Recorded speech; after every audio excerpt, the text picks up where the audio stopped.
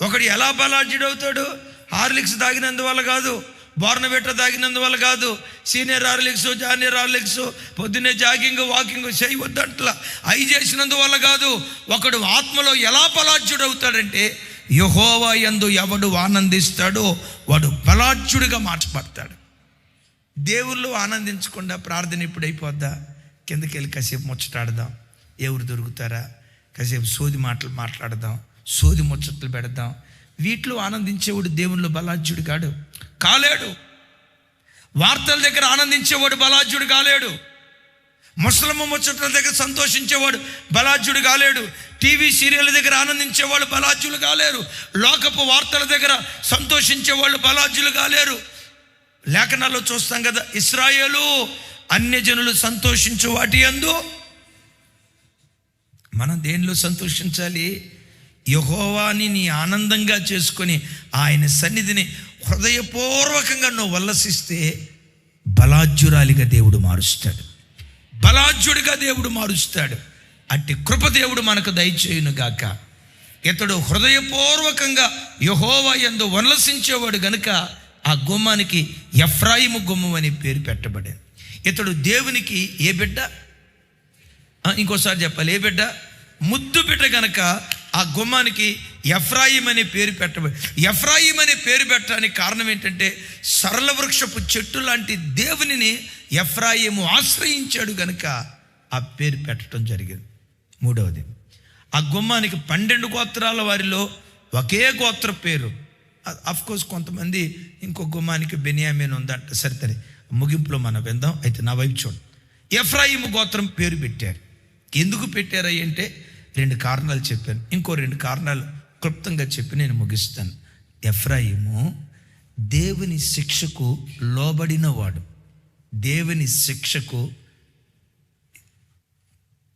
ఏంటి దాని అర్థం?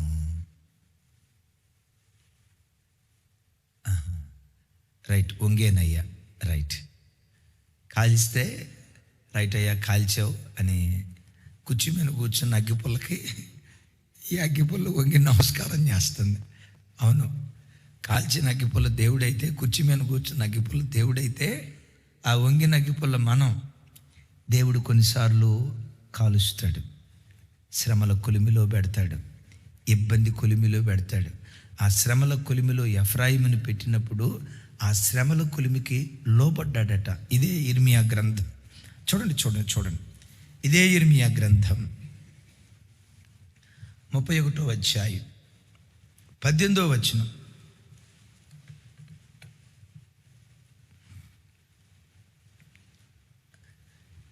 నాతో కలిసి, నీవు నన్ను శిక్షించితివి, కాడికి అలవాటు కాని కోడే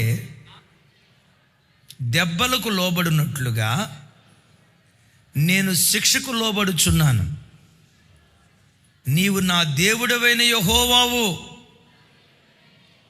నీవు నా మనస్సును త్రిప్పిన యెడల నేను తిరుగుదును అని ఎఫ్రాయిము అంగలార్చుచుండగా నేను ఇప్పుడే వినుచున్నాను. అసలు ఏ మాటలో చూడండి, నేను ఇప్పుడే వినుచున్నాను.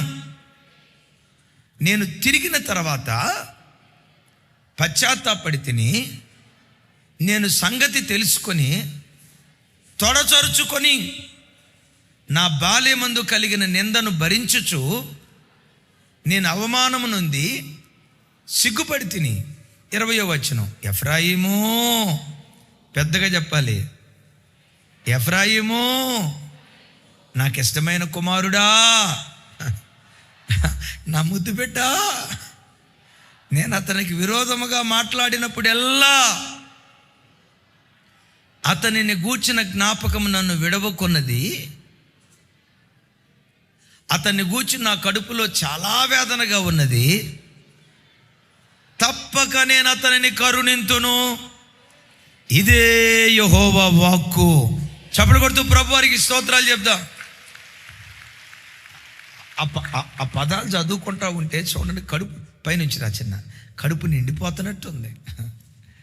కాడికి అలవాటు పడని కోడే దెబ్బలకు లోబడినట్లుగా నువ్వు నన్ను శిక్షించేవయ్యా, మొత్తానికి లోబడేటట్టు చేసావు. ఇప్పుడు లేత దూడ, వ్యవసాయదారుడు రైతు వచ్చి కాడిమానట్ల పైకి లేపటంతో ఇది కిందకు వస్తుందా? వచ్చి మెడబెట్టిద్దా? పెట్టదో. ఏం చేయాలా? పొడవాలా,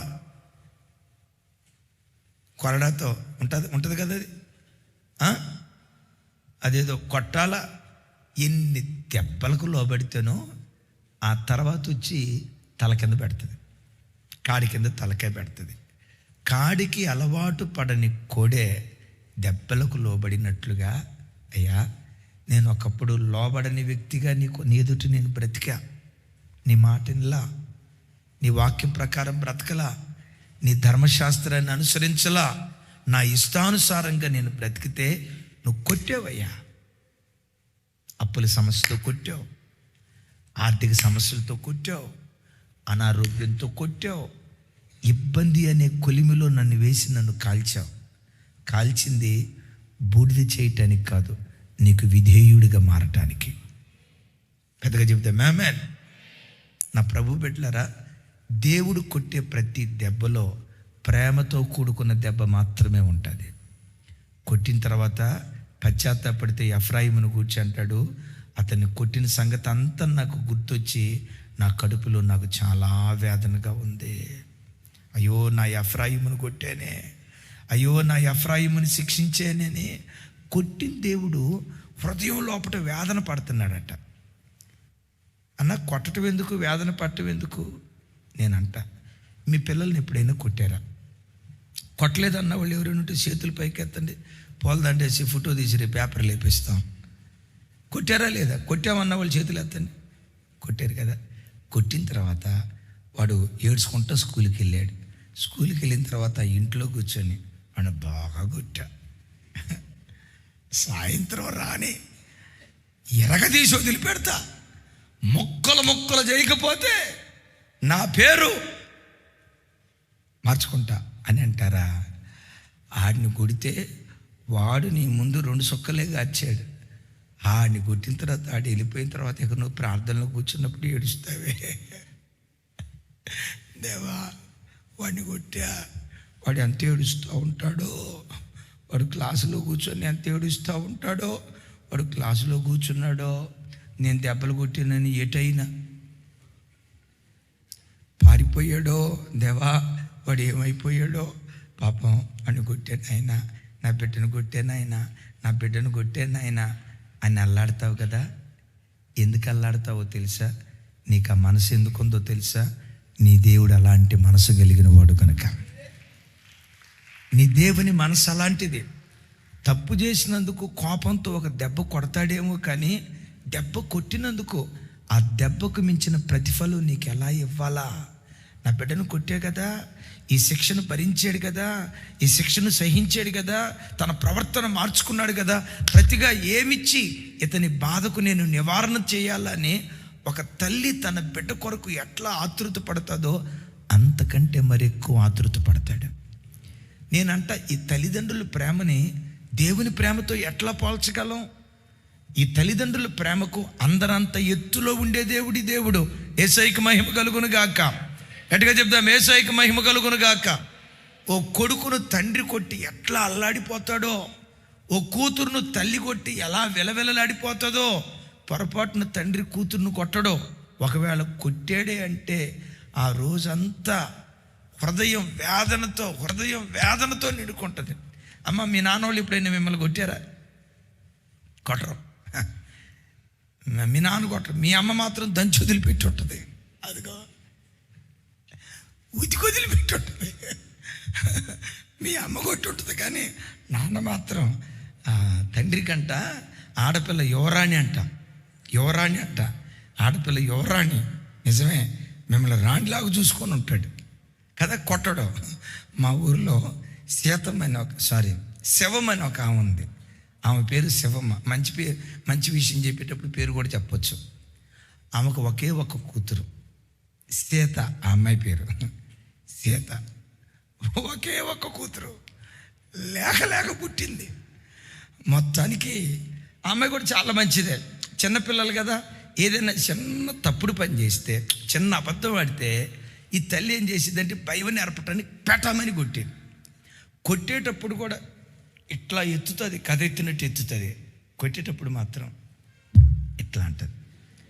ఇట్లా కొట్టక మునిపే ఆ చిన్నపిల్ల అని ఏడుపు స్టార్ట్ చేసింది. ఆ అమ్మాయి ఏడ్చేలోపే ఏమి ఏడుస్తుంది, ఏమి ఏడ్చి ఏడ్చి ఏడ్చి ఏడ్చి ఆ శవం కూతురు సీత ఏం చేస్తే తెలుసా, వాళ్ళ అమ్మని చూసి పక్క నవ్వుతుంది. దెబ్బతింద నేను కదమ్మా, నేను ఆడవలసింది, నువ్వు ఏడుస్తావేంటి? నాకు లేక పుట్టిన బిడ్డవే, నిన్ను ఎట్లా కొట్టుకునేది? నేనంట, బిడ్డను కొట్టడానికి తల్లికైనా మనసు ఉంటుందేమో కానీ నా దేవునికి ఉండదు. నువ్వు ఏడిస్తే ఏడ్చేవాడు, నువ్వు దుఃఖపడితే దుఃఖపడేవాడు. నీ యావత్ బాధలో నీతో కూడా పాలిభాగస్తులయ్యే వ్యక్తి ఎవరైనా ఉన్నారంటే నీవు ఆరాధించే యేసుక్రీస్తు ప్రభువారు. అయితే సుమే, ఆయన శిక్షకు గురి చేస్తాడు. ఎందుకో తెలుసా? పాపం నుంచి పరిశుద్ధతకు రావటానికి. అనయ్య, నేను పరిశుద్ధంగానే ఉన్నా కదా, నన్ను ఎందుకు శిక్షిస్తున్నాడు? పరిశుద్ధత నుండి అధిక పరిశుద్ధత రావటానికి, మహిమ నుండి అధిక మహిమకు రావటానికి, కృప నుంచి అధిక కృపకు రావటానికి దేవుడు తన పిల్లలైన మనలను శ్రమల మార్గం గుండా నలగొట్టుకుంటూ వెళ్తారు. ఒకప్పుడు లోకంలో పాపం చేసేటప్పుడు శిక్షించారు, శిక్ష అనే కాడి చేత తన వైపు తిరిగేటట్లుగా చేశారు. ఆయన వైపు తిరిగి నమ్మకంగా పవిత్రంగా బ్రతుకుతున్న ఇంకా ఎందుకు శ్రమల కొలిమిలో దేవుడు మనలను పుట్టం వేస్తాడంటే ఒక్కటే కలిగిన కారణం, పరిశుద్ధత నుండి అధిక పరిశుద్ధతకి, మహిమ నుండి అధిక మహిమకు రావటానికి శ్రమ అనే దండం చేత దేవుడు మనల్ని శిక్షిస్తారు. ఇక్కడ అద్భుతమైన మాట ఏంటంటే, కాడికి అలవాటు పడని కోడే దెబ్బలకు లోబడినట్లుగా దేవుడు నన్ను కొట్టాడయ్యా. కొడతా ఉంటే నేను దెబ్బలకు లోబడతా. ఏమంటాడు? నేను దెబ్బలకు శిక్షకు లోబడుచున్నాను, నీవు నా దేవుడవైనా. ఏం దేవుడువయ్యా నువ్వు అని అన్నాడా? చెప్పాలి. భక్తిగా బ్రతుకుతున్నా దేవుడు నిన్ను శ్రమపరుస్తున్నాడంటే పరిశుద్ధత నుండి అధిక పరిశుద్ధతకు తీసుకొని వెళ్ళాలి. ఇది దేవుని ప్రణాళిక. ఇలా శిక్షిస్తున్నప్పుడు ఎఫ్రాయిం ఏమన్నాడు? ఏం దేవుడు అయ్యా నువ్వు అని అల్లా. ఎంత ప్రార్థన చేస్తే ఏంటి శిక్ష అయ్యా అని అల్లా అనకపోగా ఏమన్నాడు? నీవు నా దేవుడవైనా యెహోవావు, నీవు నా మనసు త్రిప్పిన యొడలా నేను తిరుగుదును అని ఎఫ్రాయిము అంగలాడు.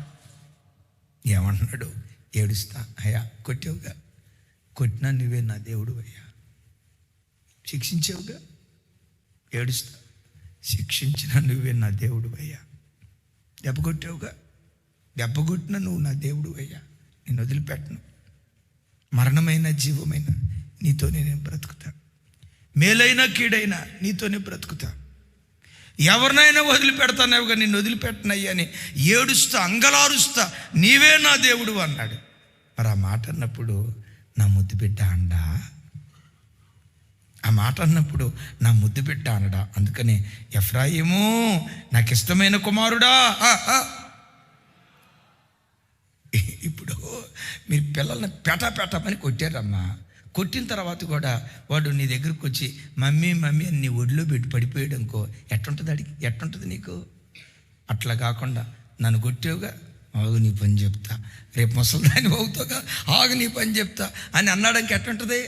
కొట్టినా కూడా నీ దగ్గరకు వచ్చి పడిపోయినాడు అనుకో, అసలు దేవా జీవితంలో ఇంకోసారి నేను అసలు ఎప్పుడు అని అంటానే ఉంటావు, కొడతానే ఉంటావు, అది వేరే సంగతి. కానీ నేను చెప్పే మాట ఏంటంటే, ఎందుకు మన మధ్య ఎట్లాంటివి ఉంటాయో తెలుసా? దేవుని మనసు కూడా అలాంటిదని మనకు తెలియచెప్పటానికి. ఆమేన్. శిక్షించిన శిక్షకు లోబడ్డాడు ఎఫ్రాయిం. ఆఖరి మాట ఇది చెప్పి నేను ముగిస్తాను, సమయానికి ముగిస్తాను. యేసయ్యకి మహిమ కలుగును గాక. సరే, ఈ మాట చెప్పే ముందు ఆఖరి మాట దీనికి సంబంధించి హోషేయ గ్రంథం 10వ అధ్యాయం 11-12 వచనాలు.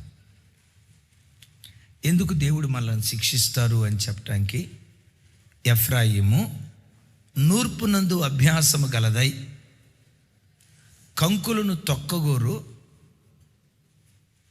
పెయ్యవలే ఉన్నది. ఎట్లా ఉందట? ఏ పెయ్య? రంకెలేసే పెయ్య కాదు. పెయ్య అంటే రంకెలేస్తుంది. రంకెలేసే పెయ్యి కాదు, ఆ పొలంలోకి ఈ పొలంలోకి జొరబడే పెయ్యి కాదు, విడిగా తిరిగేటువంటి పెయ్యి కాదు. ఏ పెయ్యి అంటే ఇది? నూర్పునందు అభ్యాసము గలదై. దేని యందు అభ్యాసం? నోర్చటం అంటే అన్న చెప్పన్న, రైతే కదా మీరు కదా. కళ్ళని దొక్కటాన్ని నూర్పు అంటారు. నూర్పునందు అభ్యాసము గలదై. నేనంట, ఈ అభ్యాసం దీనికి ఎక్కడి నుంచి వచ్చింది? శిక్షలో నుంచి వచ్చింది. చూసారా, ఒకప్పుడు కాడికి అలవాటు పడని కోడె ఇప్పుడు నూర్పుడు చేసే కోడిగా మారిపోయింది. ఎట్లా మారిపోయింది? శిక్షాదండం చేత దేవుడు దాన్ని లోపరుచుకున్నాడు. యేసయ్యకి మహిమ కలుగును గాక. 12వ వచనంలో అంటాడు, ఎందుకు దేవుడు ఆ శిక్షాదండం వేశాడు అంటే, నీతి ఫలించినట్లు మీరు విత్తనములు వేయుడి, ప్రేమ అను కోతను మీరు కోయుడి. ఆమేన్. ఎందుకు ఈ శిక్షాదండం అంటే, మనలో నుంచి నీతి అనే ఫలాలు ఫలించాలి, ప్రేమ అనే ఫలాలు ఫలించాలి. ఆ ఫలాలు ఇచ్చేవారిగా మాత్రమే కాదు. ఇందాక మనం చదువుకున్నాం కదా, ఎఫ్రాయిము తన సహోదరులలో ఫలించాడు కాదు, ఫలాభివృద్ధి. ఫలాలు నీతి, ప్రేమ, విశ్వాసం, సాత్వికం, ఓర్పు, దయాళత్వం, ఆశా నిగ్రహం. ఈ ఫలాలు రోజు రోజుకు మనలో అభివృద్ధి పొందునుగాక. ఈ అభివృద్ధి రావాలంటే మనకేం కావాలి? ఆఖరి మాట, ఎఫ్రాయిముకు దేవుడు అంత ప్రేమించడానికి కారణం జస్ట్ ఇది చెప్పి నేను సమయానికి ముగిస్తాను. జకరియా గ్రంథం 9వ అధ్యాయం 13వ వచనం. 9:13 నాతో కలిసి, యోధా వారిని నాకు విల్లుగా వంచుచున్నాను, ఎఫ్రాయిము వారిని బాణములుగా చేయుచున్నాను. సియోను, నీ కుమారులను రేపుచున్నాను. శూరుడు ఖడ్గమును ప్రయోగించినట్లు నేను నిన్ను ప్రయోగింతును. నా చేతులెత్తి మీ అందరినీ దీవిస్తున్నాను. 2026 సంవత్సరం శూరుడు ఖడ్గాన్ని ప్రయోగించినట్లుగా నా దేవుడు నిన్ను ప్రయోగించునుగాక. నశించిపోతున్న ఆత్మలకు ఒక బలమైన పనిముట్టుగా దేవుడు నిన్ను వాడుకొనుగాక. యజమానుడి చేతిలో వాడబడే పాత్రలుగా సంఘానికి వచ్చే ప్రతి బిడ్డ ఉండునుగాక. లైవ్ చూస్తున్న ప్రతి కుటుంబాన్ని నా దేవుడు అలా వాడుకొనుగాక. ఎలా వాడుకోవాలి? పెద్దగా చెప్పండి మాట. శూరుడు ఖడ్గమును ప్రయోగించినట్లు, ఎవరో శూరుడు ప్రయోగించినట్లుగా నా దేవుడు ఈ సంవత్సరం నేను ప్రయోగించునుగాక. తన మహిమ కొరకైన పనిముట్టుగా బోధిస్తున్న నన్ను, వింటున్న చెల్లెలను, తమ్ముళ్లను, ఈరోజు వాక్యం వింటున్న ప్రతి కుటుంబాన్ని, లైవ్లో ఉన్న ప్రతి బిడ్డను శూరుడు వాడుకున్నట్లుగా దేవుడు మనలను వాడుకొనుగాక. గట్టిగా చెప్దాం ఆమేన్. అయితే జస్ట్ క్లుప్తంగా చెప్తాను, ఇంకోసారి ఎప్పుడైనా దీని వివరణ ఇస్తాను. నాతో కలిసి చెప్పండి. యోధా వారిని నాకు విల్లుగా వంచుచున్నాను, ఎఫ్రాయిము వారిని బాణముగా చేయుచున్నాను. ఒకరేమో విల్లు, ఇద్దరు విల్లు అయితే బాణం ఎవరు? ఇద్దరు బాణం అయితే విల్లు ఎవరు? ఒకరేమో ఇల్లు కాదు, మరి పెద్దగా చెప్తా, అదే ఇల్లు కాదు, విల్లు. విల్లు అంటే ధనస్సు. యోధా వారిని విల్లుగాను, ఎఫ్రాయిము వారిని బాణముగాను. యోధా, ఎఫ్రాయిము కలిసి దేవుని పనిచేశారు. బిడ్డలారా, ఎప్పుడైనా మనం కలిసి పని చేయడానికి ఇష్టపడాలి. కలిసి పని. కొంతమంది పని చెప్తే నాకు ఒక్కడికి చెప్పండి, వాళ్ళతో కలపొద్దన్న, మేము సపరేట్ ఏం చేసుకోను. కుదరదు. ఒక వ్యక్తి నైపుణ్యం కానీ, మంచితనం కానీ, తెలివితేటలు కానీ ఎప్పుడు బయటపడతాయి తెలుసా? చాలామంది పెళ్లి కాకమునుపు చాలా మంచివాళ్ళమ్మ. అమ్మాయి అత్తారింటికి పోకమునుపు చాలా మంచిది, పోయిన తర్వాత మంచివాళ్ళు ఉంటారు. కొంతమంది మంచిగా ఉండలేరు. ఎందుకో తెలుసా? వాళ్ళకి నలుగురిలో ఎట్లుండాలో తెలియదు కొంతమందికి. అబ్బాయి మంచోడు, కానీ పెళ్ళైన తర్వాత భార్యతో ఎట్లుండాలి, అత్తమామలతో ఎట్లుండాలి ఇది తెలీదు. నేనంట వ్యక్తిగా కాదు, వ్యక్తి ఎప్పుడు వ్యవస్థగా ఎదగాలి. ఇప్పుడు నేను ఒక్కడనే పని చేస్తూ ఉంటే ఈరోజు వ్యవస్థ ఎంత అభివృద్ధి పొందేదా మీకు తెలుసా? 31వ తారీఖు రాత్రి, 1వ తారీఖు పగటిపూట అసలు ఏం జరిగిందో నేను పట్టించుకోలేదు సార్. ఏమైనా జరన్నా నేను ఫంక్షన్ హాల్కి వచ్చానా అన్నాడు. చూస్తున్నారంటే వాక్యం చెప్పడానికి రాలేదా? వాక్యం చెప్పడానికి కదా బ్రహ్మణ నేను వచ్చానా? అసలు రాజు తమ్ముడు, జాజి తమ్ముడు, అన్నోళ్ళు, అక్కోళ్ళు అందరూ చూసుకున్నారు. నేను ఇంత కూడా టెన్షన్ పడ. మీరందరూ విల్లైతే నన్ను బాణంలాగా వదిలేరు. ఆమేన్. సేవకులు మమ్మల్ని బాణంలాగా వదిలేరు. మీరందరూ విల్లు, సహకరించిన విల్లు. సేవకులను బాణంలాగా వాడుకున్నాడు దేవుడు. యేసయ్యకి మహిమ కలుగును గాక. ఆమేన్. అంటే సంఘానికి విల్లు ఉండాలి, బాణం ఉండాలి. దేవుడు ఎవరిని ఏ పాత్రగా వాడుకోవాలనుకున్నారో ఆయన చిత్తానికి అప్పగించుకొని మెట్టుకు ప్రతి వ్యక్తి దేవుని చేతిలో పనిముట్లుగా వాడబడుదురు గాక. చెప్పండి, ఎఫ్రాయిం ఎలాంటి వాడట? ఏ బాణం? రాజుల గ్రంథంలో ఒక చోట రాసి ఉంటుంది, తెలిసిన వాళ్ళు కింద కామెంట్ బాక్స్లో రాయండి. ఆ బాణాన్ని గురించి బైబిల్ ఏమని రాసిందో తెలుసా? యెహోవా రక్షణ బాణం అనండి. ఇవన్నీ బైబిల్లో నుంచి బయటకు వచ్చినాయే, ఇక అంతకుమించి నేనేం చెప్పలేను. రైట్, వినండి. ఏ బాణం? యెహోవా రక్షణ బాణం. యెహోవా రక్షణ బాణం. బాణం సంధిస్తే శత్రువు కూలిపోవాలా, ఇజ్రాయేలుకు రక్షణ రావాలి. నా ప్రభు పెట్టారా, మీరు, మీ పిల్లలు, సంఘంలో ఉన్న ప్రతి కుటుంబం, లైవ్ చూస్తున్న ప్రతి కుటుంబం, దేవుడు తన చేతి ద్వారా ఈ 2026లో యెహోవా రక్షణ బాణం. నువ్వెందుకు చూపించావు తమ్ముడా? నేను అలా కింద కామెంట్ బాక్స్లో రాయమంటే, సరే మా వాడికి బీపీ ఎక్కువైనట్టుంది, సరే లీక్ అయిపోయింది పేపరు, సరే వదిలేసేది. యెహోవా రక్షణ బాణం. నా ప్రభు బిడ్డలారా, యెహోవా చేతిలో రక్షణ బాణంగా నా దేవుడు నిన్ను వాడుకొనుగాక. ఆయన చేతిలో రక్షణ బాణంగా మనం వాడబడటానికి మెట్టుకు సుమి బాణం పనిచేయాలంటే విల్లు ఉండాల. విల్లు లేకుండా బాణం పనిచేయదు. ఆ విల్లు ఏదో తెలుసా? జీవము కలిగిన దేవుని సంఘం.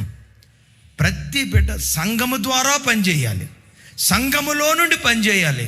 సంఘము విల్లు సంఘము కలిస్తే సాతాను రాజ్యాలు కోల్చబడతాయి, దేవుని రాజ్యాలు నిర్మించబడతాయి. ఆమేన్. ఇజ్రాయేలు దేశం యెరూషలేము చుట్టూత ప్రాకారం ఉంది కదా. ఎన్ని గుమ్మాలు ఉన్నాయి? మొత్తం 12 గుమ్మాలు. 12 గుమ్మాల్లో ఒకే ఒక్క గుమ్మానికి మాత్రమే ఇజ్రాయేలీలు 12 గోత్రాల వారిలో ఒక గోత్రపు పేరు పెట్టబడింది. ఏ పేరు? ఎఫ్రాయిము గోత్రం. ఎందుకు ఎఫ్రాయిము గోత్రం పేరు పెట్టారయ్యి అంటే 4 విషయాలు చెప్పాను. ఒకటి, ఎఫ్రాయిము చిగురించు సరళ వృక్షపు వంటి దేవుణ్ణి ఆశ్రయించాడు. మనం కూడా ఎవరిని ఆశ్రయించాలి? అలా ఆశ్రయిస్తే నీ దేవుడు ఎవరో తెలుసా? బాధ నొందిన చోటే నిన్ను భాగ్యవంతుడిగా దేవుడు మారుస్తాడు. నిప్పురవ్వలు పైకి ఎగురుతాయనేది ఎంత ఖచ్చితమో, జీవితంలో బాధలు వస్తాయనేది ఖచ్చితం. అయితే అన్యజనులకు వచ్చే బాధలు వాళ్ళని నాశనం చేస్తూ ఉంటే నీ బ్రతుకులో నీకు ఎదురైన, నా వైపు చూడాలి, నీ బ్రతుకులో నీకు ఎదురైన బాధలు నిన్ను భాగ్యవంతురాలిగా మారుస్తాయి. నేను ముగిస్తున్నా, చూడండి. ఎక్కడ బాధపడతావో అక్కడే భాగ్యవంతురాలిగా దేవుడు మారుస్తాడు. అత్తారింట్లో బాధ ఎదురైందా? ఓర్చుకునే శక్తి దయచేయి అని అడుగు. అక్కడే రూతు నిలవబెట్టినట్లుగా నిలవబెడతాడు. రూతు భర్త చనిపోయిన తర్వాత ఉంటారు కదా, ఏమని ఉంటారు చెప్పండి? అమ్మ అడుగు పెట్టింది, భర్త చచ్చిపోయాడు. అమ్మ అడుగు మరి అడుగు. ఇంకొంతమంది అంటారు లెక్కో. తల్లి ఏం చేసిందో తెలుసా? బాధ నొందిన ఇంటిలోనే నా దేవుడు ధన్యజీవిని చేస్తాడు. ఓర్చుకుంది. ఇశ్రాయేలు చరిత్ర పుటల్లో సువర్ణాక్షరాలతో రాయబడే తల్లిగా మారిపోయింది. ఎవరిని దేవుడు?